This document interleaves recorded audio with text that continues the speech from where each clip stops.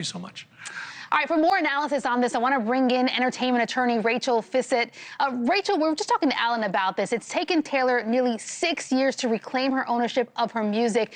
Explain the legal battle behind this, what she went through to get to this point in this victory. She has fought really hard. It has been very public. As Alan was saying, she released Taylor's version. She was able to do that. She made money on that. But all the while, she has been fighting in the background against Scooter Braun and Shamrock Capital, where it was sold. So she has fought 4 years to acquire this victory. You know, pivoting from Taylor Swift, I want to switch gears and talk about the news that's also been kind of bubbling this week. Reality TV stars Todd and Julie Chrisley, they were recently pardoned by President Trump. They're back home with their family. Here's Todd reacting to that pardon really quickly. I had a staff member that came to me and said, "You've just been pardoned." And I just looked at him and he says, "No, really, you've been pardoned. It's in the news." And so I walked up to call her and she said, "It's true, it's true." So I remember walking back from the phone and just feeling numb, not really knowing. And then after about 10 minutes, all I could think about was the guys that I was leaving behind, because I had made such wonderful relationships with those men. How rare is it to see a reality TV star, two of them in this case, receive presidential pardons, albeit from a president himself who was once a reality TV star? I think that they weren't expecting it. They had gone through the process, though, requesting pardons over and over again. His daughter spoke at the Republican National Convention. The Chrisleys are known to President Trump, even though they don't know each other.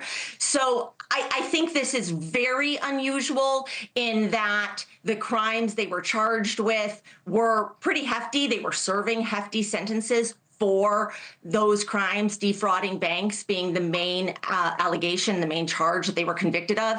But the surprise of being pardoned is incredibly unusual, and for him to learn it that way is pretty fascinating.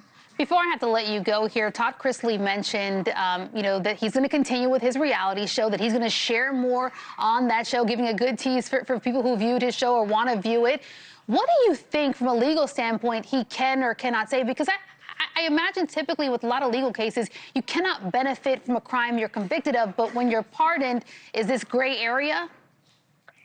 I think he'll be able to benefit, and he'll make quite a bit of money, and he knows he has the support of the president in going forward. So I don't think anyone will charge him for the benefits, but a pardon is an erasure. So it's like the conviction never happened. So I think he is free to go forward and make money on this. And the real thing in a reality TV show, which he will be talking about, is not waiving his attorney-client privilege on all that happened during the trial and the investigation.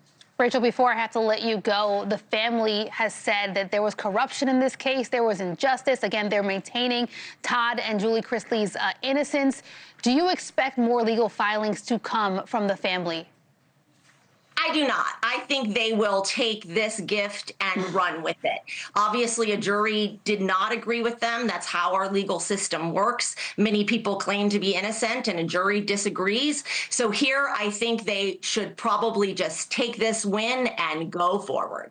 Yeah, and we'll get to watch, the future of whatever they're going to have to say on their reality TV show at some point soon. Again, Todd Chrisley teased that at the news conference yesterday.